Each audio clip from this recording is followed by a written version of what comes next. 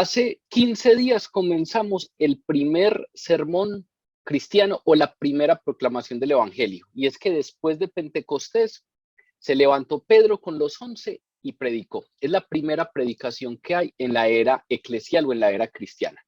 Y ese sermón o esa predicación la dividimos en tres. Hoy precisamente vamos a abordar la última parte con la que cerramos esa predicación, pero no quiero que la desconectemos de las otras dos partes.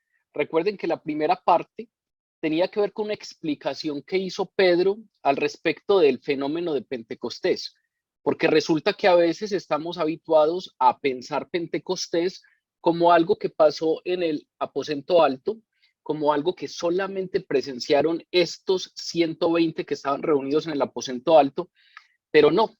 Resulta que este segundo capítulo de Hechos nos dice que cuando llegó el Espíritu Santo sonó un fuerte sonido, valga la redundancia, tan fuerte que era como un viento recio, y ese sonido llamó la atención de todos los judíos que habían venido a celebrar la fiesta de Pentecostés. Ya también sabemos que el Pentecostés, la palabra como tal, viene de una fiesta judía, que era la tercera fiesta más importante de los judíos, en la que ellos 50 días después de la Pascua venían y ofrecían frutos, sus primeros frutos.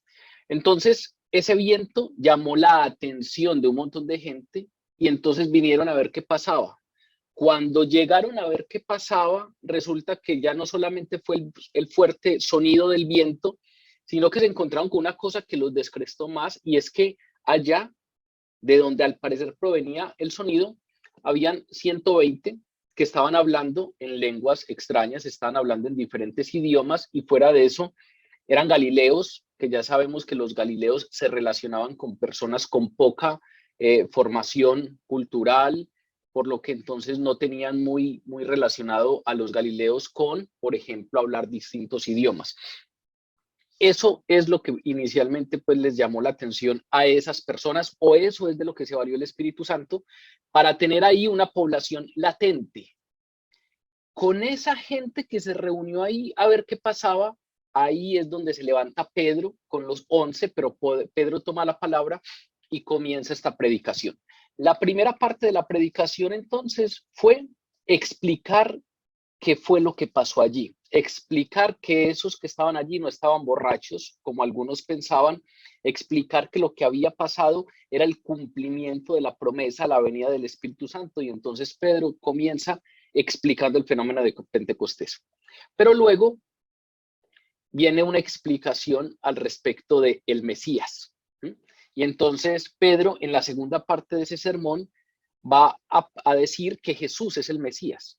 Y decir que Jesús es el Mesías, para nosotros, pues es como un asunto cuasi obvio, porque venimos de países en donde el catolicismo es la religión aceptada, el cristianismo es la religión aceptada, entonces nosotros hemos crecido viendo crucifijos, hemos crecido inmersos en la cultura del cristianismo, pero esta primera predicación se da en el contexto de los judíos.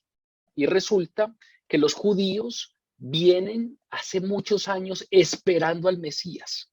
Lo esperan ansiosamente porque la llegada del Mesías va a acabar con la opresión que ellos tienen, porque la llegada del Mesías es el cumplimiento de las promesas, y entonces lo están esperando. Y resulta que se para uno allá al frente, Pedro, y les dice, es que el Mesías ya llegó. Y ustedes no solamente no lo reconocieron, sino que ustedes lo entregaron para que lo mataran. Y entonces las primeras preguntas que surgen es, ¿y por qué murió? ¿Cómo así que el Mesías muere? ¿Cómo así que el Mesías muere? Y luego, ¿cómo así que el Mesías tiene que resucitar? ¿Y dónde está ahora entonces ese Jesús que dicen que está vivo?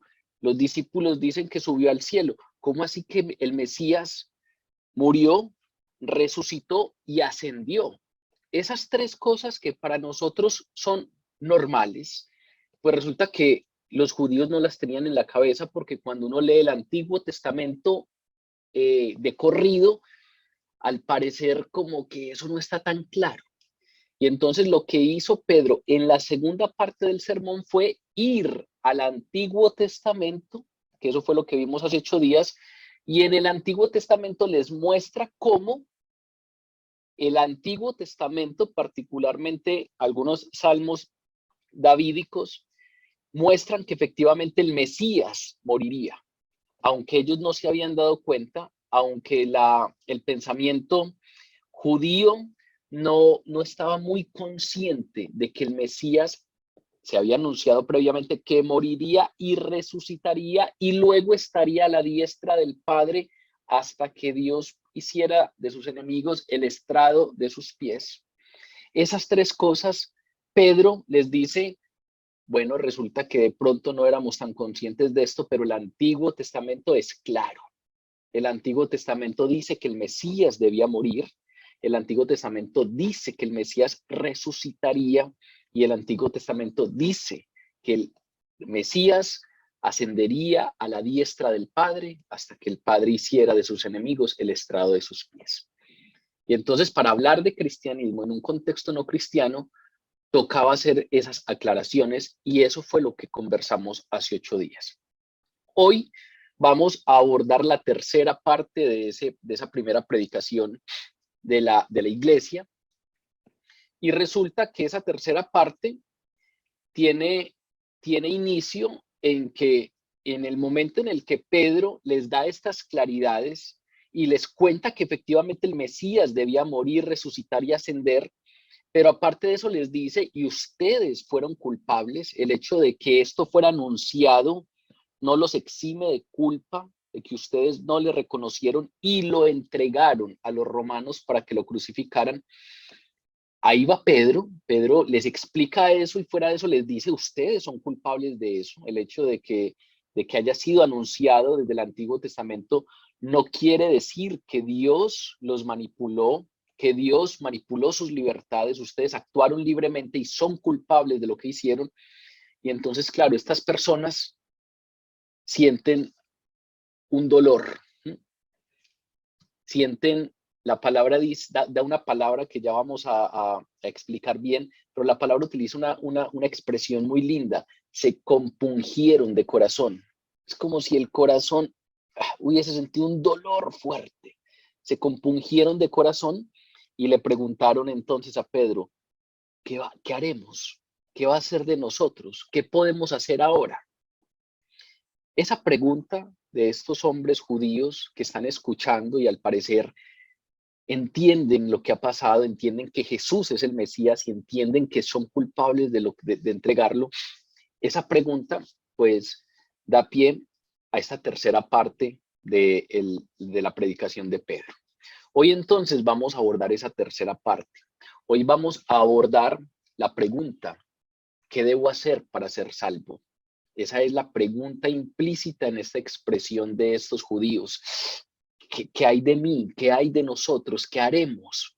¿Soy culpable? He tenido, según lo que has hablado, me ha venido una revelación clara, una convicción clara de que soy culpable. ¿Y ahora? ¿Y ahora qué hago? ¿Y ahora para dónde cojo? ¿Y ahora qué es lo que viene para mí? ¿Qué debo hacer para salvarme de esto? Esa es la pregunta entonces cuya respuesta da Pedro. Y es una pregunta fundamental. Esa es tal vez la pregunta más trascendental que alguien puede hacerse en la vida. ¿Qué debo hacer para ser salvo? Porque es que darle una respuesta equivocada a esa pregunta constituye una tragedia eterna. Porque la pregunta acerca de la salvación es una pregunta que no solamente contempla la escala de nuestra vida terrenal, sino que tiene que ver con nuestra eternidad. Y entonces es una pregunta que en muchos momentos en la historia de la humanidad los seres humanos nos hemos hecho. Y es una pregunta que muy probablemente usted y yo en muchos momentos de nuestra vida nos hemos hecho. Y sí, hay muchas respuestas falsas a esta pregunta. Y Pedro ofrece la respuesta correcta según la palabra. Por eso es interesante entonces que nos acerquemos a este texto de hoy a partir de esa pregunta, a partir de la cuestión de la salvación. ¿En qué consiste la salvación? ¿Cuál es mi papel frente a la salvación? ¿Qué tengo yo que hacer frente a la salvación? porque precisamente Pedro finaliza esta predicación haciendo un llamado a todos estos que lo están oyendo a partir de dar una respuesta a esa pregunta. Y es la respuesta bíblica, y es la respuesta que dan los apóstoles en la predicación cristiana, y es la respuesta de la iglesia. Y entonces hoy vamos a estudiar un poco esa respuesta. Hechos, capítulo 2, de los versículos 37 al 41. Al oír esto, se compungieron de corazón y dijeron a Pedro y a los otros apóstoles: varones hermanos, ¿qué haremos? Pedro les dijo: arrepiéntanse y bautícense cada uno de ustedes en el nombre de Jesucristo para perdón de los pecados, y recibirán el don del Espíritu Santo. Porque para ustedes es la promesa, y para sus hijos, y para todos los que están lejos, para cuantos el Señor nuestro Dios llamare. Y con otras muchas palabras testificaba y les exhortaba diciendo: sean salvos de esta perversa generación. Así que los que recibieron su palabra fueron bautizados y se añadieron aquel día como 3,000 personas. Ahí entonces está la respuesta. Ahí está la respuesta al asunto de qué debo hacer para ser salvo. Y vamos entonces a intentar desmenuzar un poco esa respuesta para que a partir de ahí pues tengamos algunas claridades frente a lo que es la doctrina eclesiástica, es decir, la doctrina de la iglesia conforme a lo que los apóstoles enseñaban en estos primeros tiempos. Los versículos del 37 al 40 hablan de un llamamiento, de un llamado que hace Pedro. ¿Qué podemos hacer nosotros? Estaban compungidos de corazón. Y entonces Pedro les dice: primero, arrepiéntanse. Segundo, bautícense cada uno de ustedes en el nombre de Jesucristo para perdón de los pecados y recibirán el don del Espíritu Santo. Porque la promesa es para ustedes y para sus hijos y para todos los que están lejos, para cuantos el Señor nuestro Dios llamare. Y con muchas otras palabras testificaba y les exhortaba diciendo: sean salvos de esta generación perversa. Ahí hay una especie de llamado. Y es un llamado, pues, en función de ese estado en el que ellos estaban, ese estado de dolor, ese asunto de estar compungidos de corazón. Y ya sabemos, por eso era importante hacer el recuento de en qué íbamos, porque la conclusión final de la segunda parte del sermón es muy fuerte. Pedro, hace 8 días terminamos en ello, Pedro acusó a estos que lo están escuchando de rechazar y ejecutar al Mesías, a ese que tanto esperaban, a ese que era la mayor espera, el mayor deseo, ese que todos estaban a la expectativa de que llegara, porque si llega, nuestras miserias terminan, si llega, nuestros problemas terminan, si llega, nuestra opresión termina. Y resulta que lo estaban esperando tanto y no solamente no lo reconocieron, sino que lo rechazaron y lo ejecutaron. Al enterarse de eso, pues dice la palabra que se compungieron de corazón. Y ahora les decía que esta es una palabra o una expresión que me parece muy linda porque es una palabra que solo aparece aquí. Si uno revisa todo el Nuevo Testamento, este es el único punto en el cual encuentra la palabra griega katanuso. Y esta palabra significa literalmente perforar o acuchillar. Y entonces es como si ellos estuvieran intentando asemejar el dolor que sentían por dentro con una perforación, con una cuchillada. Y ese asunto de la cuchillada siempre me ha parecido hermoso porque no solamente debe ser un dolor fuerte, no solamente debe ser un dolor intenso, sino que es un dolor inesperado. Cuando a alguien le pegan una puñalada, suele ser algo inesperado.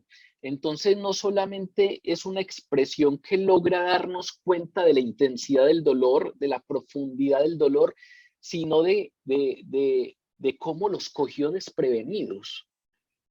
Ellos no esperaban de ninguna manera encontrarse con que algo que habían hecho creyendo que estaba bien, ellos habían sentenciado a muerte a alguien que consideran un hereje, ahora resulta que inesperadamente nos encontramos con que nosotros entregamos al Mesías. Y claro, sienten ese dolor tan intenso porque comprendieron que aquel al que habían anhelado durante tanto tiempo lo habían ejecutado. Ellos mismos, ellos mismos lo habían matado. No solamente era malo saber que se le había dado muerte al Mesías, sino que fue aún peor, muy seguramente, entender que ellos habían sido cómplices de ese crimen, que ellos incluso habían suscitado ese crimen. Muy seguramente, si nos intentamos meter en el pensamiento judío, es poco probable que logremos imaginar un pecado más grande para ellos que matar a su Mesías, un dolor más grande para ellos que matar a su Mesías, porque finalmente es el gran anhelado, es el gran esperado. Y entonces es interesante que intentemos entender un poco esa condición en la que esto se siente. Y Lucas, el autor del libro, pues nos intenta dar una idea de lo que estos están sintiendo a través de ese catanuso, a través de ese compungirse de corazón, a través de ese siento una perforación en el alma, siento una cuchillada inesperada y profunda. Eso es lo que ellos estaban sintiendo. Y seguramente no era solo dolor, muy seguramente también era temor, porque resulta que si vamos a la segunda parte de la predicación, la que estudiamos hace 8 días, nos daremos cuenta que Pedro les acababa de anunciar que ese Jesús al que ellos crucificaron o al que ellos entregaron para que los romanos lo crucificaran, ese ahora estaba vivo. Y Pedro había acabado de citar el Salmo 110, que es en el cual se habla de la derrota de los enemigos del Mesías. Entonces, muy seguramente, pues ellos de un momento a otro se encontraron en el bando equivocado. Muy seguramente no solamente había un temor, un dolor grande, sino un temor, porque se les acababa de anunciar que ese Mesías estaba vivo y que sus enemigos serían derrotados. Entonces, muy seguramente estaban desolados al entender lo que habían hecho, y muy seguramente estaban desolados al entender que eso que habían hecho no se podía deshacer. Ya lo habían hecho, y entonces hacen la pregunta. En medio de ese gran dolor, en medio de ese gran temor, en medio de esa angustia, de esa desesperación, de ese remordimiento, de esa culpa, es en ese contexto en el que dijeron a Pedro y a los otros apóstoles: varones hermanos, ¿qué haremos? Buscaban una solución a ese rollo en el que se habían metido. Buscaban una forma de enderezar un poquito eso que habían hecho. Muy seguramente sensación de culpa, muy seguramente pánico ante la ira de Dios, muy seguramente un anhelo de salvarse de esa ira. Eso es finalmente a lo que el Nuevo Testamento le llama la convicción de pecado. La convicción de pecado no es otra cosa que sentir eso que estos estaban sintiendo. Sentir un dolor inmenso porque sé lo que estoy haciendo, un dolor inmenso porque sé a quién le estoy fallando, un temor inmenso porque sé a quién estoy ofendiendo, un temor inmenso porque soy consciente de que hay uno que entregó todo por mí y yo aún así hago de esta manera. La convicción de pecado es un dolor, pero al mismo tiempo es un tener plena conciencia de que soy totalmente insolvente, una plena conciencia de que por mis propios méritos no tengo nada, de que si me dieran lo que me merezco, no merezco más que la total ira de Dios. Y entonces ahí es el punto en donde, entendiendo el pecado que tengo y entendiendo lo que acarrea ese pecado en términos de condenación, es el momento adecuado, es el momento en el que tenemos real necesidad de un Salvador. Entonces, normalmente la predicación cristiana, vamos a encontrarnos muchas de estas en el libro de Hechos de los Apóstoles. Lo primero que hace es dar claridades frente al pecado, no le saca el cuerpo al tema del pecado, no da palmaditas en la espalda a los pecadores, sino que es directa, porque finalmente la convicción de pecado es parte de toda verdadera conversión. Porque solo cuando hay una plena convicción del pecado, solo en ese momento hay una plena convicción de la necesidad que tengo de ser salvado, porque por propia cuenta no puedo hacerlo.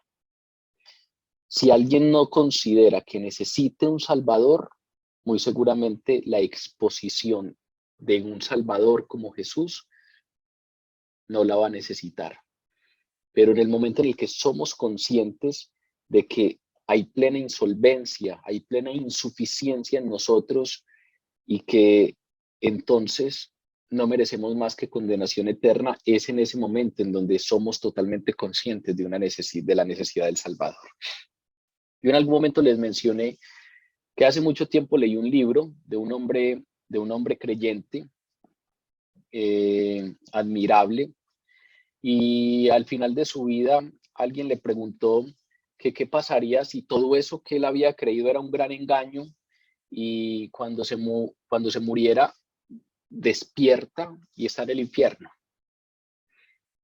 Y la respuesta de este hombre, que al leerla pues me sorprendió mucho, fue: si yo después de esto me despierto en el infierno, lo único que podré decir es: no hay nada de injusticia en Dios, porque no hay otra cosa que yo merezca. Si Él me quiere librar del infierno, es solo por su inmensa gracia, es solamente porque quiere darme un favor inmerecido, pero de ninguna manera inculparé de injusticia o hablaré acerca de que haya alguna injusticia en Dios, porque sé quién soy, sé lo que hay en mí y sé qué es lo que merezco. Eso es convicción de pecado. Y muy seguramente eso es lo que estaban sintiendo estos hombres a los que Pedro les está hablando. Se acaban de dar cuenta que efectivamente rechazaron al Mesías. Se acaban de dar cuenta que efectivamente no solo lo rechazaron, sino que participaron de su ejecución. Y entonces hay convicción de pecado. Y la convicción de pecado se relaciona con la angustia, se relaciona con la desesperación, con el remordimiento, con la culpa. Y esa es el primer paso para una conversión: entender que he pecado. En el libro de Zacarías, del profeta Zacarías, hay como una especie de proceso en ese caminar de conversión de una persona. Y precisamente Zacarías es uno de los libros que ilustra de mejor manera ese principio de la convicción de pecado antes de la limpieza del pecado. Por ejemplo, en el libro de Zacarías, en el capítulo 12, versículo 10, dice: y derramaré sobre la casa de David y sobre los moradores de Jerusalén espíritu de gracia y de oración, y mirarán a mí, a quien traspasaron, y llorarán como se llora por un hijo unigénito, afligiéndose por él como se aflige por el primogénito. Si ustedes ven, este primer texto de Zacarías en el capítulo 12 precisamente habla de esa gracia que derramará Dios sobre la casa de David, y lo primero que estos harían sería mirar al que traspasaron, mirar al que entregó su vida. Y cuando miran al que entregó su vida, se van a compungir, van a llorar como se llora por un hijo unigénito, van a afligirse, ¿Por qué? Porque son conscientes de que ese está allí por sus pecados. Ese está allí porque mi complicidad aportó para que fuese entregado.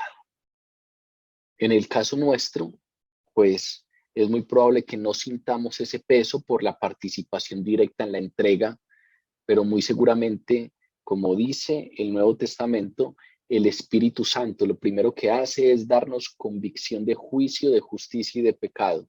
Y muy seguramente entonces esa convicción de pecado, lo primero que hace es hacernos mirar a Jesús, aquel al que traspasaron, y entender que por mi pecado está Él allí, porque por propia cuenta yo no puedo hacer nada para salvarme.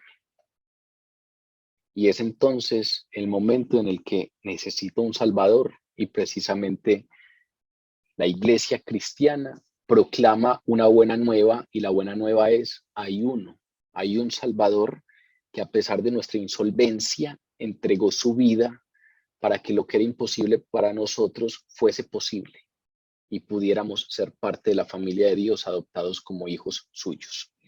Porque precisamente más adelante, ya en el capítulo 13 de Zacarías, dice que la convicción de pecado es la que posteriormente lleva a la limpieza del pecado. Capítulo 13 de Zacarías, versículo 1 dice: en aquel tiempo habrá un manantial abierto para la casa de David y para los habitantes de Jerusalén, para la purificación del pecado y de la inmundicia. Primero se afligieron, como se aflige por un primogénito, pero luego llega el manantial abierto que purifica del pecado y de toda inmundicia. La convicción de pecado es clave. La convicción de pecado es usada por el Espíritu Santo primero para darnos plena certeza de que no somos capaces. Es que mientras nosotros creamos que el cristianismo es una especie de examen que nosotros tenemos que pasar, no vamos a entender la gracia de Dios. Mientras nosotros consideremos que el cristianismo es un test, una prueba que nos están poniendo día a día para ver si damos la talla, para ver si pasamos, y consideremos que de eso depende nuestra salvación, no hemos entendido la gracia.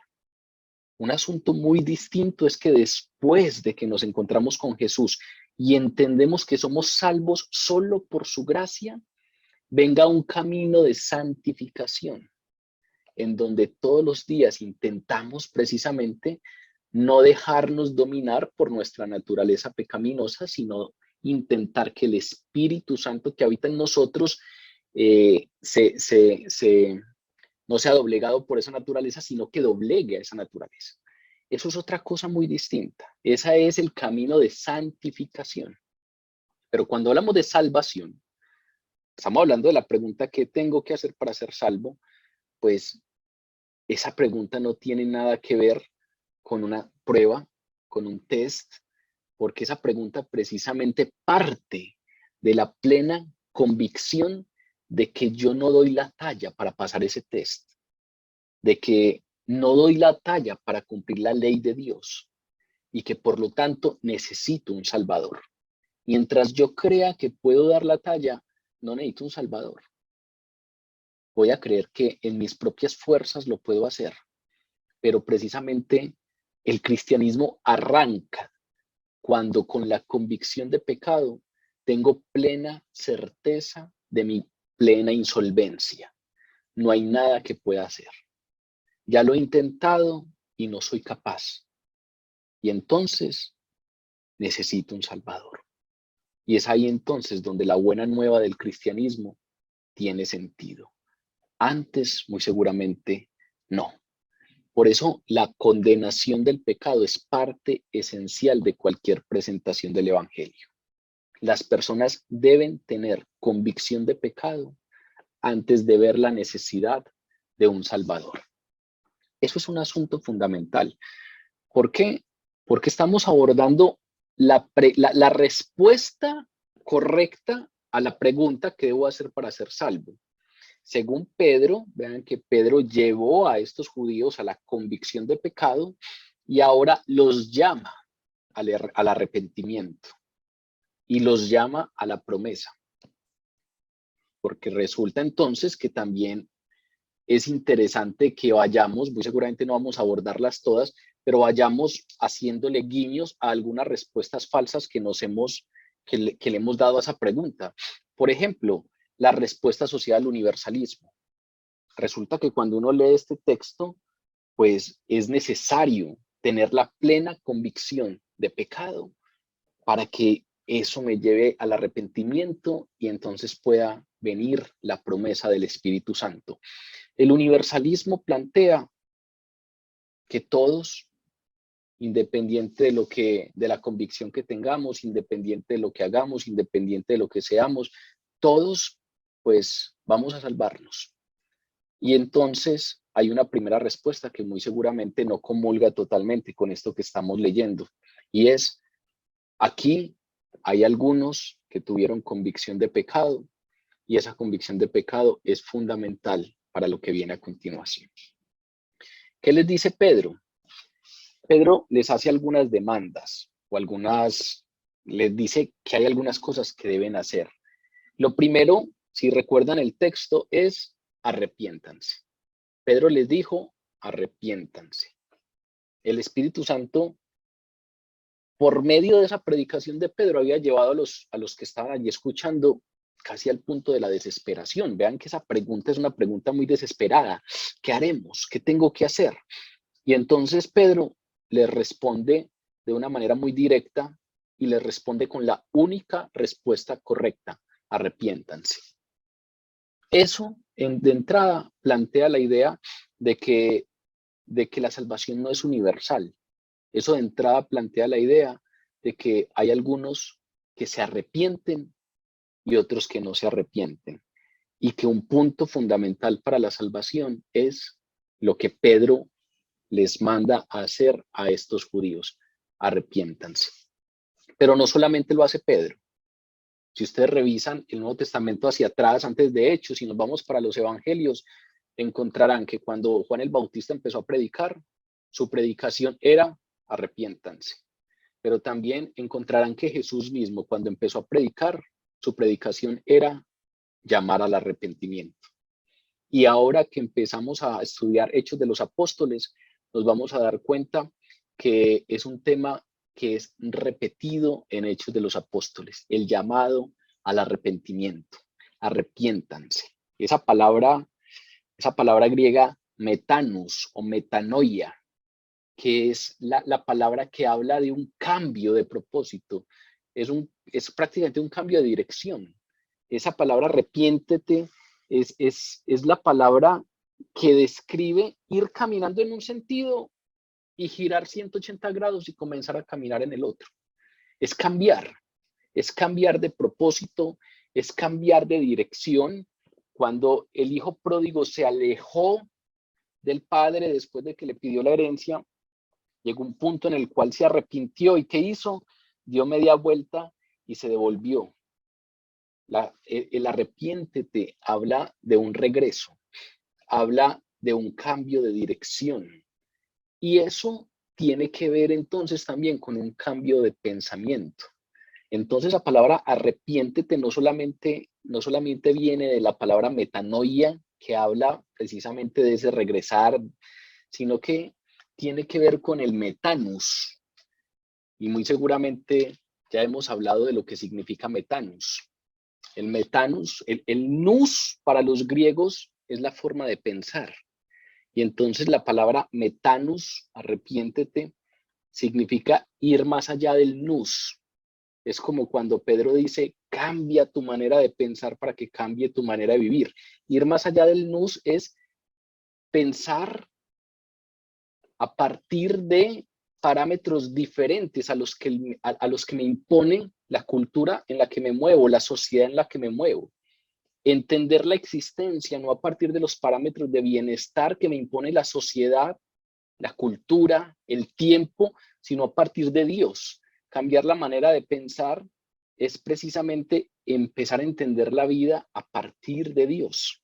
Y entonces el conviértete es fundamental porque precisamente hace que eso esa línea de visión de vida que yo he tenido a partir de mí, a partir de que lo que más vale es lo que yo pienso, lo que yo intento, los proyectos que tengo. El arrepiéntete implica coger eso y entenderlo a partir de la presencia de Dios en la vida. Y de entrada, entender la presencia de Dios en la vida es inicialmente que lo quiten a uno del centro, que lo saquen de la silla, porque ese es el lugar de Dios. Entonces, cuando uno se encuentra con Dios, lo primero que pasa es que uno deja de estar en el centro y uno deja de ser el centro del universo y entiende que el centro es Dios. Y eso trae un punto de vista distinto y eso trae perspectivas distintas y eso trae entonces una manera de pensar distinta. Y es un componente esencial para la conversión, porque es precisamente un cambiar la forma de caminar, cambiar la forma de concebir la existencia para hacerlo a partir de Dios. Claro, el pecado tiene que ver con eso, porque normalmente nuestra forma de caminar y nuestra forma de ver las cosas incluye al pecado, y verlo a partir de Dios es entender lo que ese pecado acarrea en términos de Dios, y entenderlo implica tener esa convicción de pecado de la que ahora hablamos. Vean que si lo vemos desde ese punto, eso implica mucho más que simplemente temer la consecuencia. Los oyentes de Pedro temían, claro, temían la consecuencia, temían el juicio de Dios, pero el verdadero arrepentimiento, lo que Pedro aquí les está diciendo, no es tengan miedo por lo que hicieron, eso ya lo sentían. Si arrepentirse es temer las consecuencias, pues Pedro no le hubiera tocado decir arrepiéntanse, ya ellos estaban muertos de miedo, ya ellos estaban diciendo ¿qué haremos? Entonces el verdadero arrepentimiento implica más que un temor por las consecuencias que eso puede acarrear. Claro, el falso arrepentimiento teme solamente las consecuencias, pero el verdadero teme al pecado en sí, porque es que el arrepentimiento, más que el temor a las consecuencias, implica comenzar a ver las cosas desde otro punto, con Dios en el centro. Y solo en ese momento uno se da cuenta de lo que significa el pecado, se da cuenta de lo que significa el pecado en la vida, se da cuenta de lo que es pecar, de lo que es ofender a Dios, de lo que es ir por un camino distinto al que Dios tiene pensado para nosotros, de lo que significa ser una persona o una clase de persona distinta a esa clase de persona que Dios quiere que seamos. Y entonces, claro, ese asunto de que el verdadero arrepentimiento aborrece al pecado porque es una ofensa a Dios, eso suena como muy extremo, como solamente para algunos, pero si vemos el tema del arrepentimiento desde el metanus, desde el cambiar de punto de vista, todo arrepentimiento finalmente es tener un pleno entendimiento de lo que es el pecado en la vida y obviamente un aborrecimiento de él, lo cual no quiere decir que por arte de magia dejamos de pecar, pero sí quiere decir que hay un aborrecimiento hacia el pecado por lo que es. También en algún momento les dije, otra de esas lecturas que le queda a uno en la cabeza, les contaba que una vez leí un texto en el que su autor decía, definitivamente es mentira que los cristianos, que los creyentes no pequemos, es una lucha que tenemos a diario, y recuerden aquel himno que leímos finalizando la carta a los Gálatas, es una lucha que no solamente es real, sino que es una lucha de toda la vida. Ese asunto de luchar contra la carne, eso es un asunto que ya tenemos asegurado, es para toda la vida. Entonces, decir que no resbalamos, decir que ya definitivamente no pecamos, muy seguramente no podemos hacerlo. Pero este hombre en su texto decía, pero muy seguramente no hay cristiano que caiga en el pecado y esa noche pueda dormir tan tranquilo como los días en que no cae. Eso es precisamente convicción de pecado y eso es lo que hace el arrepentimiento a partir de entender las cosas a partir de Dios. Entender eso implica un aborrecimiento por el pecado. Y claro, hay momentos de debilidad y claro, hay momentos en los que nos cogen desprevenidos y contestamos como no es y sale lo que no queremos que salga. Pero muy seguramente alguien en cuyo interior habita el Espíritu Santo, a pesar de que eso le pase, se le dificultará en la noche dormir tan tranquilo, porque precisamente la convicción de pecado nos da una noción clara de la importancia de lo que es el pecado. Saber qué es lo que Dios quiere para mi vida y saber qué es lo que Dios no quiere para mi vida, e intentar precisamente abandonar eso y lamentarme como se estaban lamentando estos y angustiarme cuando no lo abandono y angustiarme cuando caigo en eso y angustiarme cuando me vuelvo y me resbalo y cuando vuelvo y me unto. Angustiarme. No solamente es la convicción de que a veces soy débil y caigo, sino qué es lo que eso está generando en mí. Y entonces, claro, el verdadero arrepentimiento, por lo tanto, procura siempre abandonar el pecado. Eso es lo primero que les dice Pedro. Arrepiéntanse y vean todo lo que significa arrepentirse. Es no solo temer las consecuencias, sino empezar a entender realmente qué es lo que significa a partir de Dios eso que hice, eso que hago, eso que soy. Pero no solamente les dice el tema de arrepiéntanse, sino que les dice bautícense cada uno de ustedes en el nombre de Jesucristo para perdón de los pecados. Y este es otro asunto que a veces es difícil de comprender para nosotros porque no estamos inmersos en el pensamiento judío. La magnitud del cambio que esto que les dice Pedro implicaba para ellos. Vean, pensemos en estos a los que les está hablando Pedro. Pensemos en esos judíos, que eran judíos practicantes, no de otra manera hubiesen venido todos desde diferentes regiones a celebrar Pentecostés. Todos estaban celebrando ahí la fiesta judía de Pentecostés porque eran judíos practicantes. A esos judíos practicantes que los reunió alrededor del aposento alto el gran ruido como de un viento recio asociado a la llegada del Espíritu Santo, a esos es a los que les está hablando Pedro. Y estos eran parte de una comunidad única. Si ustedes revisan, los judíos han sido siempre separatistas. Los judíos son una nación que tiene como principio básico que son el pueblo elegido por Dios y los demás son los pueblos descartados de Dios. Ellos son únicos. Por eso es la única religión tal vez del mundo que no evangeliza. A los cristianos se nos dio la tarea, la orden universal de ir a predicar el evangelio. Vayan y que las naciones conozcan esto porque es que esto es para todos. En cambio, los judíos no evangelizan. Los judíos no van y proclaman su fe porque es que ellos no tienen la idea de que hay un llamamiento para todos. Ellos tienen la idea de que ellos son únicos, de que ellos son especiales, de que ellos son el pueblo elegido y efectivamente son el pueblo elegido por Dios a partir del cual las promesas alcanzan a los otros pueblos. No podemos olvidar que la promesa se le hizo a Abraham y a Abraham se le dijo, en tu simiente serán benditas todas las naciones. Y por eso es que es importante siempre entender cómo efectivamente Jesús viene de esa simiente, cómo David hace parte de esa genealogía y después se promete al Mesías como el hijo de David y Jesús precisamente viene de esa línea. Jesús es de una de las tribus de Israel.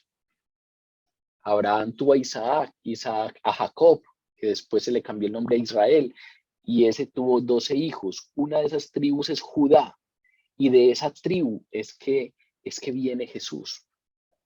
De tal manera, pues, que por eso le llamamos el león de la tribu de Judá. Ese es el camino por el cual Dios trae la salvación y la bendición a todas las naciones. Pero hasta el momento en el que llega Jesús, eso era cerrado. Habían algunos, y lo hemos venido estudiando poco a poco, habían algunos que paulatinamente se añadían a ese pueblo, pero más que porque hubiese una predicación o una evangelización, era porque ya que ellos habían sido exiliados a otros pueblos, por ejemplo, cuando se da el exilio a Babilonia o cuando tuvieron el exilio a Asiria, ahora que están bajo el yugo romano, etcétera, pues resulta que hay algunos judíos que quedaron regados en muchas partes y están rodeados de gente que no es judía. Y entonces un judío no puede casarse con un no judío. Es más, un judío no puede vivir bajo el mismo techo con un no judío. Por lo tanto, cuando alguien pretendía a una mujer judía, lo que hacía el pueblo congregado era que eso era indeseable, pero aquellos que estaban lejos, lo que llamamos los judíos de la diáspora, permitían que ese nuevo se incorporara a la familia a través del matrimonio, solo con la condición de que asumiera el judaísmo como su religión. Y entonces tenía que asumir todos los parámetros morales del judaísmo, eso es lo que hacían los temerosos de Dios, y habían algunos que incluso llegaban a la circuncisión, que era el paso más extremo, y esos son los que en el Nuevo Testamento ya se llaman los prosélitos. Pero como ven, es una nación que normalmente, a no ser que fuera por un tema de matrimonio, no abría la puerta a que ingresaran otros. Esos separatistas, esos que se entendían como privilegiados, como elegidos, esos que entendían que los demás eran unos paganos, que los demás eran unos desechados por Dios y que en cambio ellos eran los privilegiados, los seleccionados, los elegidos. Estos son una nación única, son una nación que tiene una rica historia cultural y religiosa. Son una nación que, a pesar de que llevan varios años en ese punto en el que estamos leyendo el texto, de sometimiento a Roma, a pesar de que hace algunos años están sometidos al Imperio Romano, son ferozmente nacionalistas. Y entonces, esos nacionalistas habían rechazado a Jesús por blasfemo y lo habían ejecutado.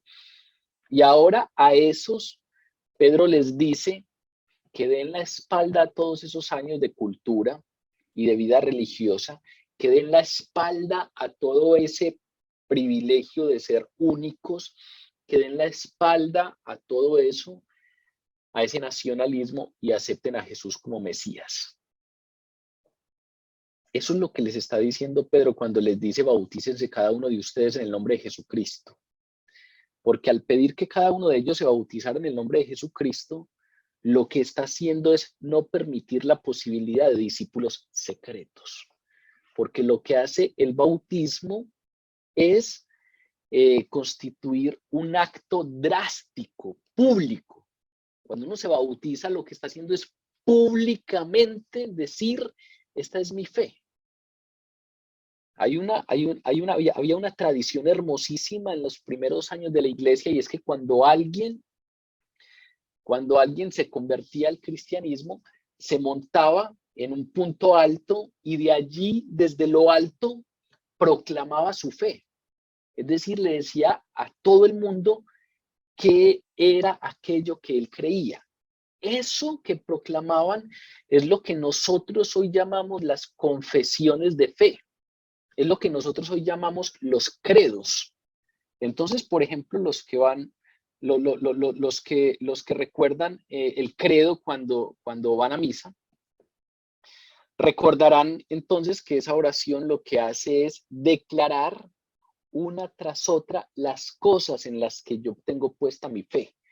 Yo creo en Dios Padre Todopoderoso, creador del cielo y de la tierra, creo en Jesucristo, que es su único Hijo y es nuestro Señor y que fue concebido por obra y gracia del Espíritu Santo y que nació de Santa María Virgen y que padeció bajo el poder de Poncio Pilatos. Creo que fue crucificado, creo que murió, creo que fue sepultado, creo que resucitó, creo que ascendió a los cielos y está sentado a la diestra de Dios Padre.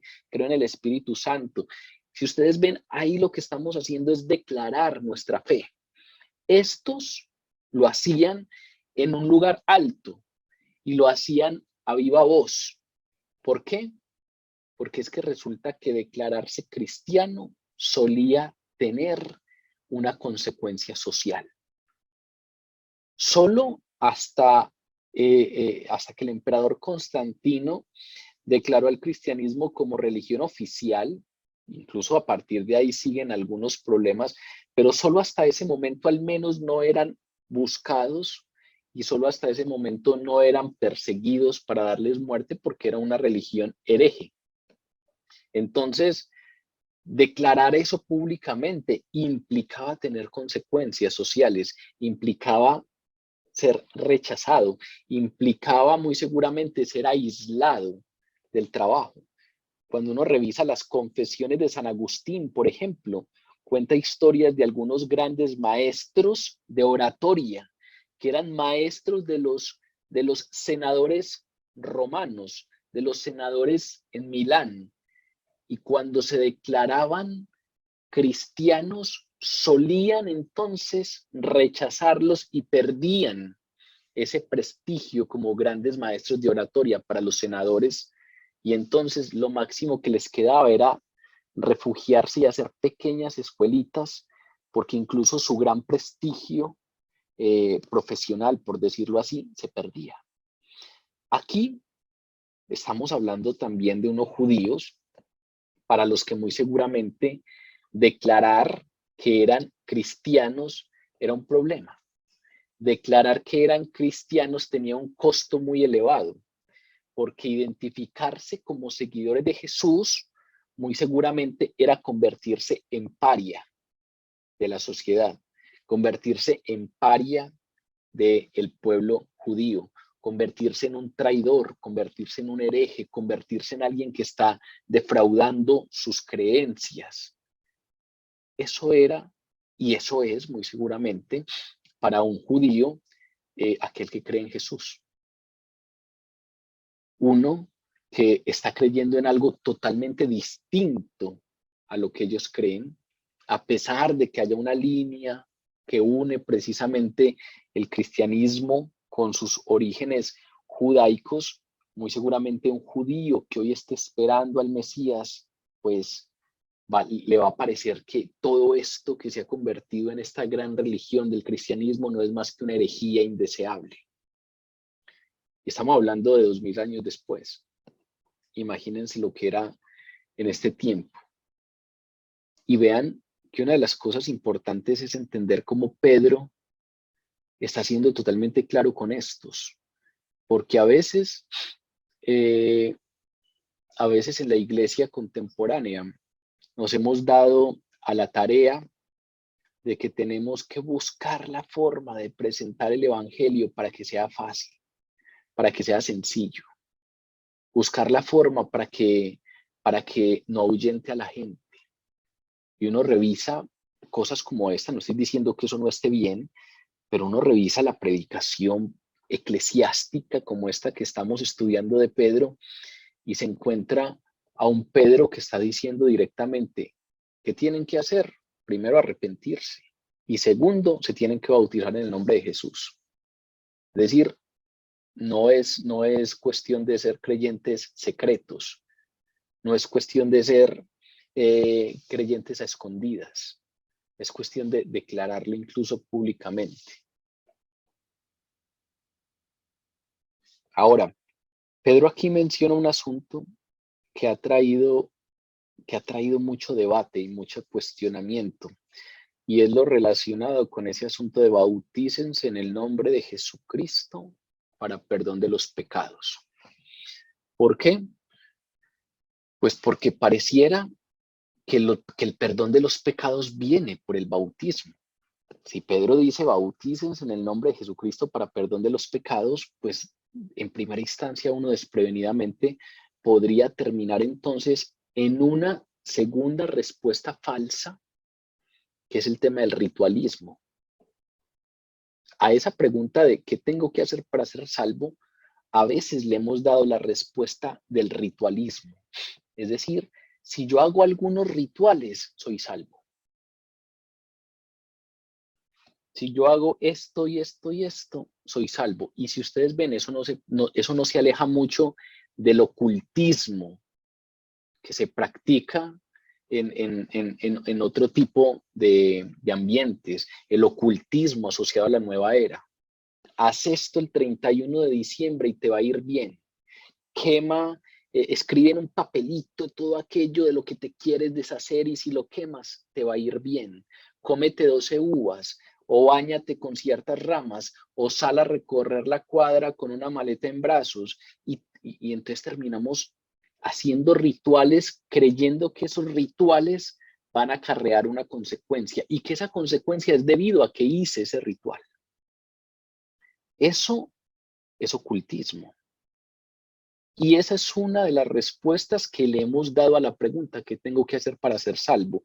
Y a veces hemos creído que tenemos que hacer rituales específicos para ser salvos. Y entonces hemos interpretado en muchas ocasiones este versículo con que es el bautismo el que nos hace salvos. Y que entonces si yo me bauticé, ya, pare de contar, ahí me bautizan cuando chiquito, ya.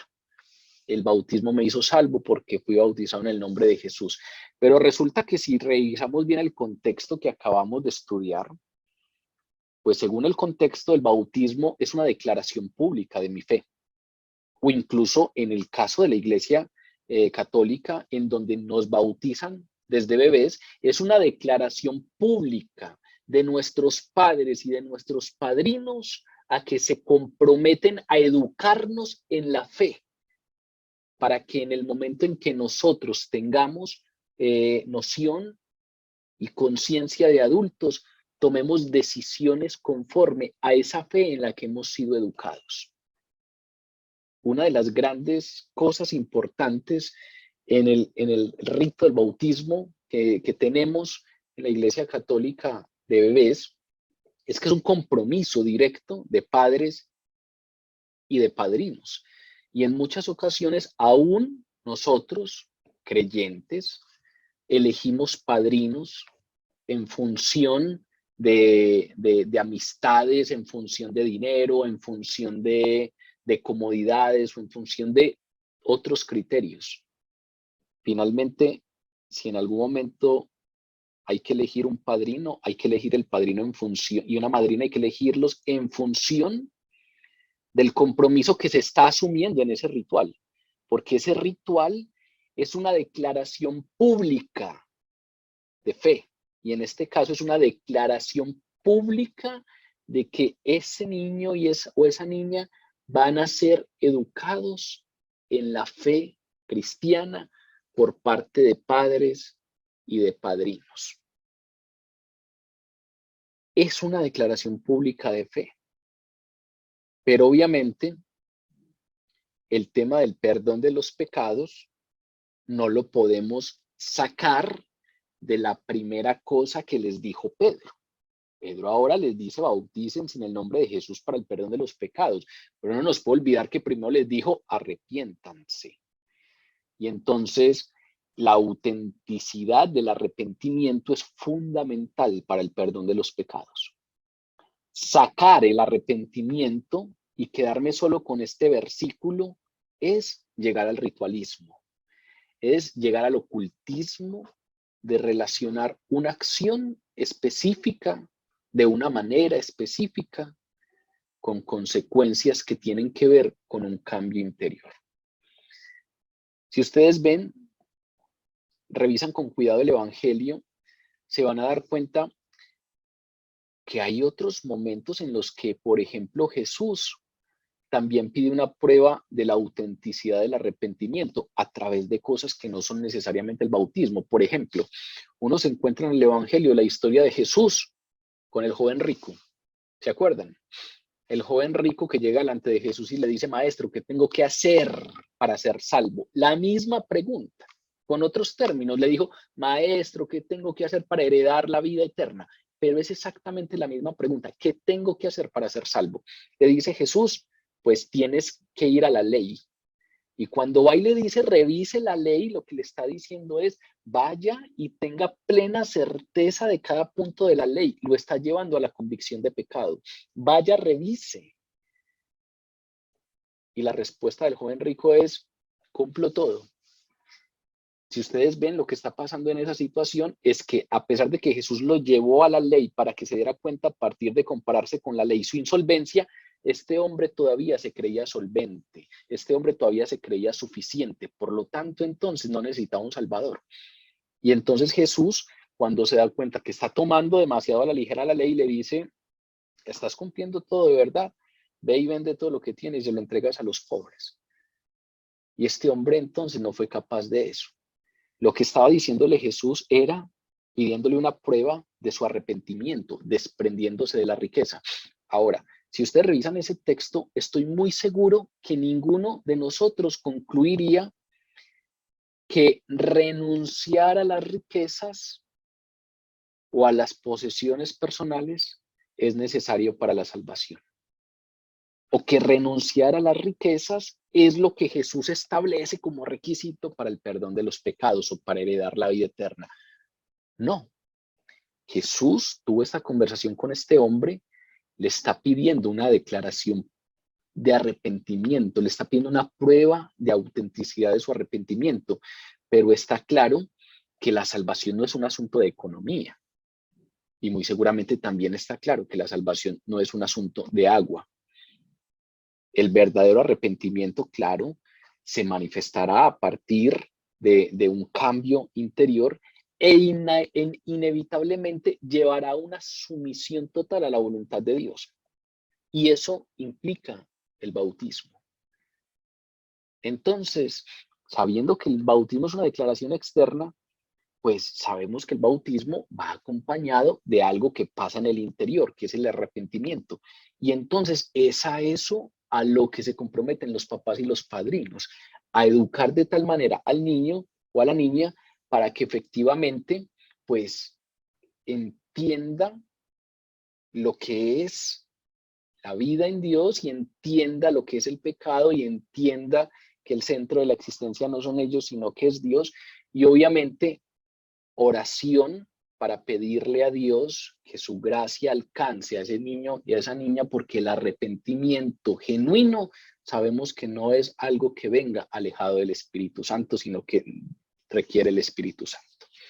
Pero nos vamos a dar cuenta en todo el libro de Hechos de los Apóstoles que el perdón de los pecados está vinculado al arrepentimiento. Y luego de que viene el arrepentimiento, llega el bautismo.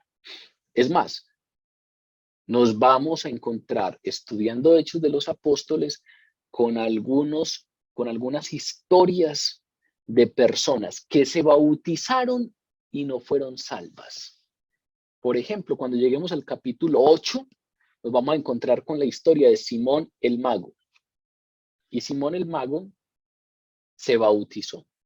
Cuando escuchó hablar de Jesús, se hizo bautizar en agua, pero no tenía el Espíritu Santo, es decir, nunca fue un cristiano real, a pesar de que se bautizó en agua y no fue salvo. Cuando lleguemos allí, pues vamos a estudiar con detenimiento ese momento.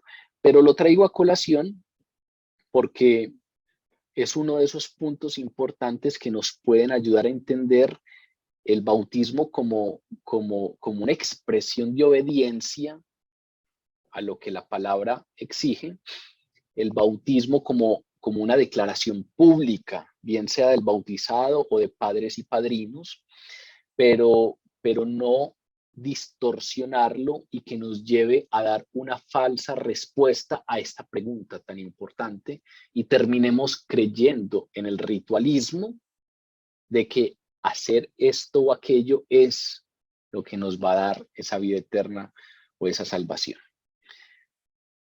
Cornelio Nos vamos a encontrar también con la historia de Cornelio en Hechos de los Apóstoles, cuando Pedro va a casa de Cornelio, un no judío, y ahí también nos vamos a poder encontrar con la relación entre el bautismo y la salvación.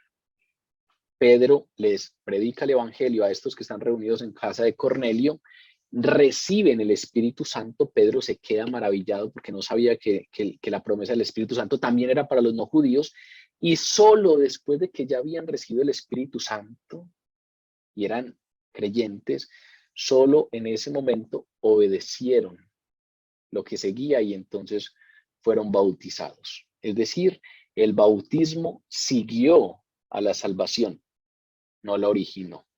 El bautismo es la señal externa o el símbolo público de algo que sucede en el interior. Estamos hablando del bautismo en agua. Obviamente lo que en el Nuevo Testamento se le llama el bautismo en el Espíritu es la primera vez que una persona recibe al Espíritu Santo, y eso es obviamente algo que llega en el momento en el que creemos en Jesús. Y como ya lo hemos dicho muchas veces, no hay cristiano sin el bautismo del Espíritu Santo, no hay cristiano sin el Espíritu Santo, porque como dice Pedro tajantemente, el que no tiene el Espíritu Santo no tiene nada que ver con Cristo. Esas son las dos cosas que les dice Pedro. Arrepiéntanse y bautícense. Y ya sabemos pues las implicaciones de eso en ese contexto judío. Las consecuencias de eso les serían perdonados los pecados, arrepiéntanse y bautícense para perdón de los pecados. Y pues ya sabemos que esa es la buena nueva. Esa es la buena nueva que llena las páginas del Nuevo Testamento, que si nos arrepentimos, tendremos perdón de los pecados. Ese es el cristianismo. Cuando Jesús declara: esta es mi sangre, la sangre del nuevo pacto, que por muchos es derramada para remisión de los pecados. Ese es el sentido básico, el sentido medular del sacrificio de Cristo Jesús, el perdón de los pecados. Pero no solamente Pedro habla del perdón de los pecados, sino que también les dice: y recibirán el don del Espíritu Santo. La salvación no solamente traería perdón, sino que también traería el don del Espíritu Santo. Y esa es otra de las cosas que ellos habían estado esperando. Porque según el profeta Joel, la venida del Espíritu Santo marcaría el comienzo de los tiempos mesiánicos. Recuerden que hemos venido hablando mucho de ese tema ahora estudiando Hechos. Los tiempos mesiánicos o los tiempos postreros o el final de los tiempos, que ya según lo que hemos conversado, sabemos que los tiempos mesiánicos o los tiempos postreros o los últimos tiempos o el final de los tiempos es el tiempo que va entre la primera venida de Jesús y la segunda venida. Es decir, estamos en los últimos tiempos. Estamos en los tiempos postreros. Según el profeta Joel, la venida del Espíritu Santo marcaría el comienzo de los tiempos postreros, de los tiempos mesiánicos. Y entonces, claro, era algo que ellos estaban esperando, porque cuando viniera el Espíritu Santo es porque había venido el Mesías. Pero hay una palabrita que no quisiera que pasáramos desapercibido. Recibiréis el don del Espíritu Santo. Dorea, don, se refiere a algo que es un regalo, se refiere a algo que es gratis, se refiere a algo que es inmerecido. Pedro no da ninguna otra condición para recibir el Espíritu Santo que el arrepentimiento. Pedro no menciona que haya que hacer nada especial, no menciona que tenemos que dar una prueba específica para recibir el Espíritu Santo.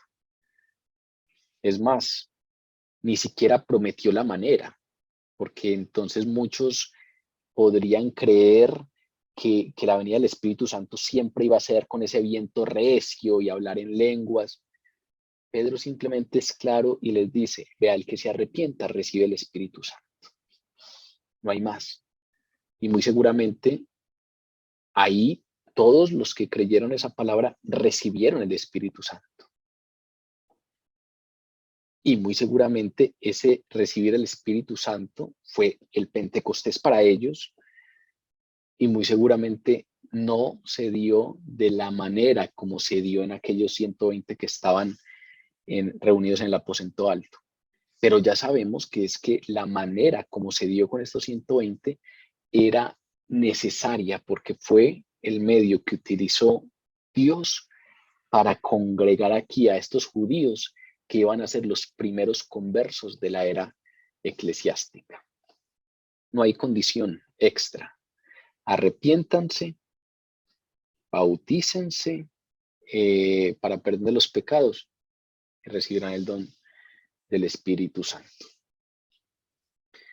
Pero aparte de dar esa claridad tan sencilla, tan directa, les dice algo relacionado con ese don del Espíritu Santo.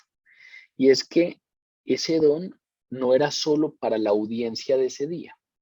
Y entonces les dice Pedro, porque para ustedes es la promesa, y para sus hijos, y para todos los que están lejos, para cuantos el Señor nuestro Dios llamare.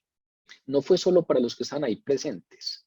Vean que la promesa del Espíritu Santo era para ellos, pero también para los hijos de ellos, pero también para todos los que estaban lejos. Ellos y sus hijos eran la nación de Israel y recibirían el Espíritu Santo como lo prometía el Antiguo Testamento.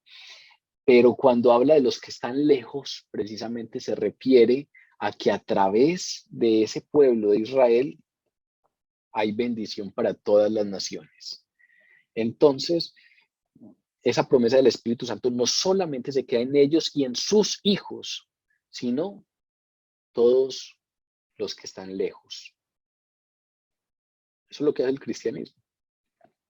Recuerden cuando Pedro dice, ustedes los que antes estaban lejos han sido hechos cercanos. Porque los paganos primero estaban lejos. Los paganos no tenían nada que ver con esa promesa. Eran separados. Pero esos que estaban lejos, el cristianismo los ha hecho cercanos. La promesa no era solo para esos judíos que estaban escuchando, para sus hijos, sino también para todos los que estaban lejos. Y se refería a los gentiles, se refería precisamente a nosotros. Pero hay una descripción extra que hace Pedro de aquellos quienes iban a recibir el Espíritu Santo. Y es cuando termina diciendo, y para cuantos el Señor nuestro Dios llamare.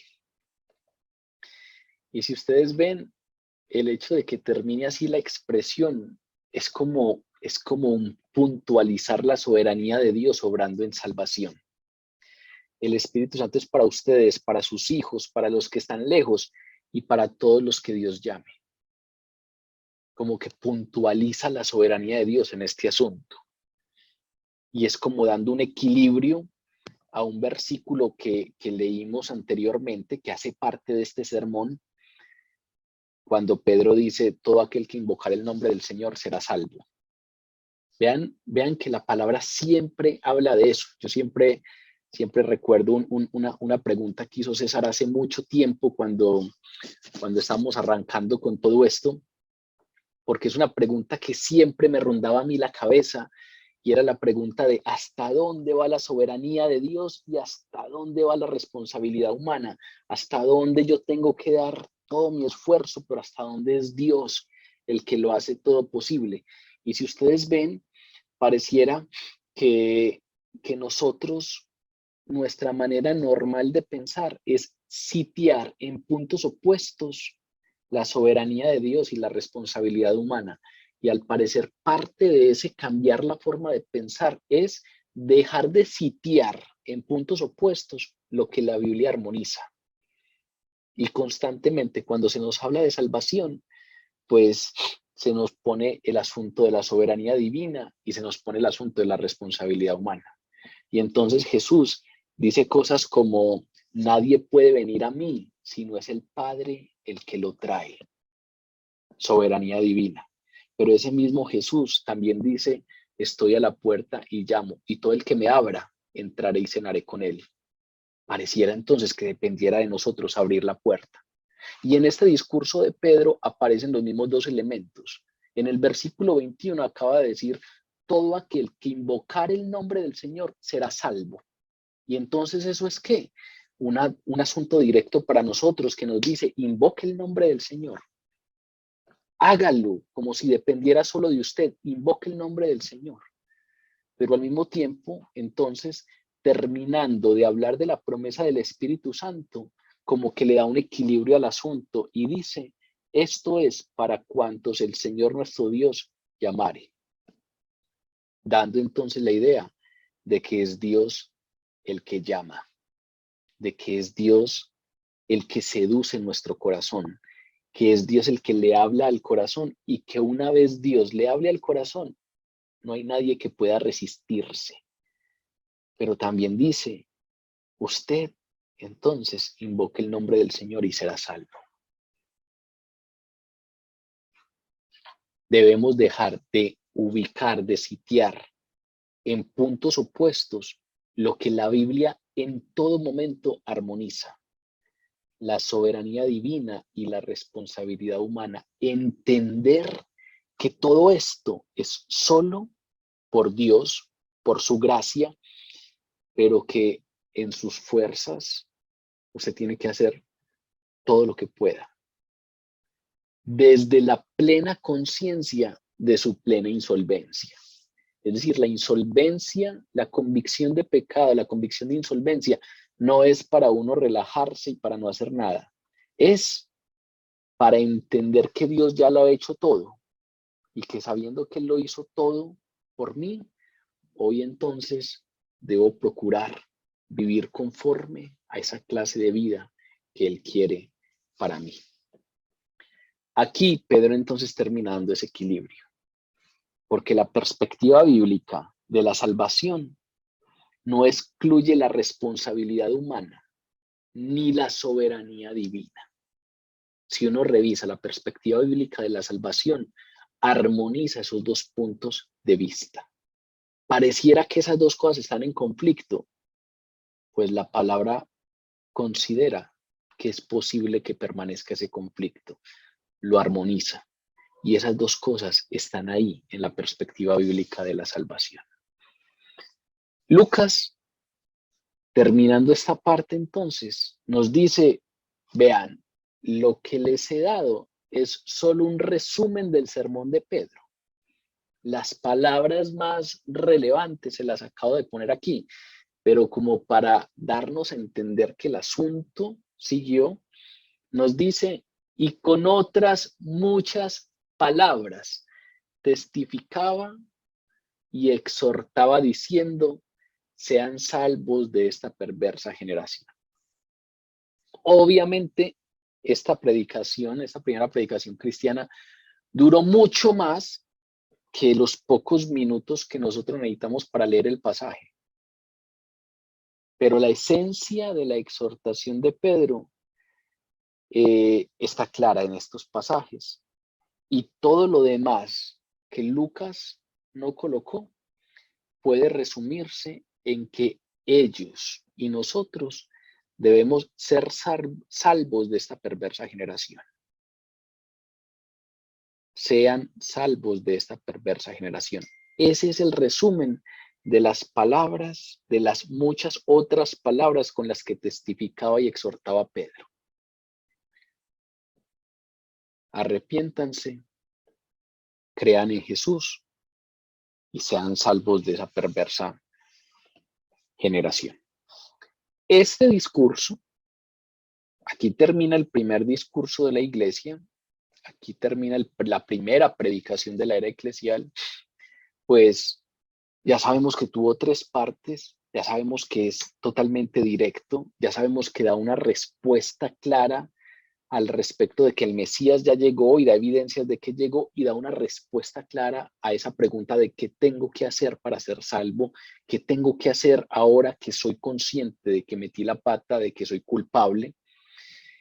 Pedro lo dice de una manera directa, Pedro da respuesta de una manera clara, haciendo un llamado al arrepentimiento, al bautismo, haciendo un llamado a testimoniar públicamente la fe, haciendo un llamado a ser salvos de esta generación perversa.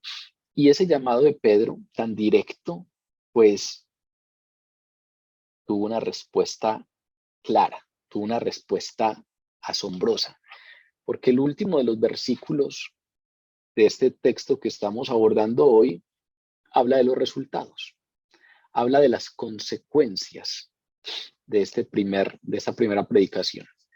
El versículo 41 dice: así que los que recibieron su palabra fueron bautizados, y se añadieron aquel día como 3,000 personas. Después de todo el ministerio terrenal de Jesús, los creyentes, los cristianos que conformaban la iglesia eran 120. Los Hechos de los Apóstoles nos hablan de esos 120 que eran los que en ese primer capítulo de Hechos esperaban en Jerusalén, orando unánimemente. La primera predicación, y se añadieron unos 3,000.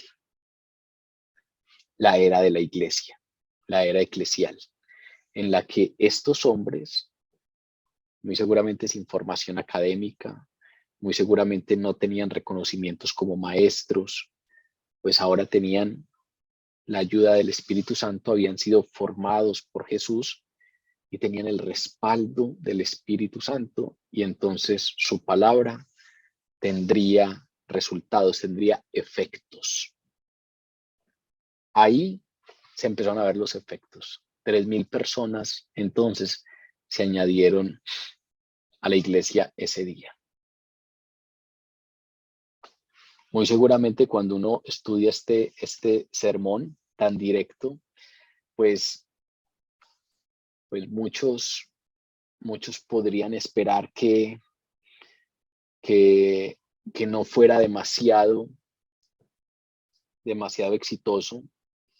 Muchos podrían esperar que no necesariamente entonces tocara muchos corazones.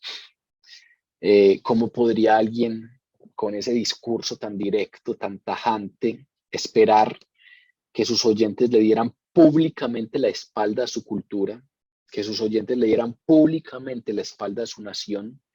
¿Cómo podría pedírseles que se arriesgaran a volverse parias entre sus familias y entre la sociedad a la que pertenecían? ¿Cómo podía pedírseles que aceptaran como Mesías al mismo que sus líderes, que sus sacerdotes habían rechazado y habían entregado para ejecución? Si uno lo revisa desde ese punto, tal vez muchos predecirían que los resultados de este sermón serían mínimos, pero no fue el caso. Los que recibieron la palabra de Pedro fueron bautizados. Es decir, ya sabemos que bautizados implica que declararon públicamente su fe. Públicamente aceptaron las consecuencias que eso socialmente les podría acarrear. Tenían convicción de quién era el Mesías. Habían escuchado la buena noticia y a partir de ese momento, a pesar de las consecuencias severas, no querían vivir sino para esa causa. Y ese día se añadieron a la iglesia como 3,000 personas. Aquí entonces termina este primer sermón cristiano, esa primera predicación de la iglesia cristiana, y pues a partir de aquí arranca entonces el anuncio del evangelio en muchos otros lugares. Este fue desde ahí mismo, desde el aposento alto, en donde llegó el Espíritu Santo. Dentro de 8 días entonces vamos a continuar con el libro de Hechos. Hoy acabamos de terminar en el versículo 41 y vamos luego a estudiar dentro de 8 días un apartado que nos habla un poco de cómo vivían esos primeros creyentes. Recuerden que en Hechos de los Apóstoles estamos estudiando los primeros años de la iglesia del primer siglo. Lucas, que es un médico, pero que muy seguramente por su formación de médico es muy sistemático en su pensamiento, pues con ojos de historiador va levantando todos los datos y los va ordenando y los va escribiendo, pues nos va a dar muchos detalles de cómo vivían esos primeros cristianos. Nos contó acerca de los apóstoles esperando la venida del Espíritu Santo, luego la venida del Espíritu Santo, ahora nos narró la primera predicación de la era eclesial y dentro de 8 días conversaremos un poco, estudiaremos un poco cómo vivían. Algunos aspectos nos da Lucas de cómo vivían esos primeros cristianos.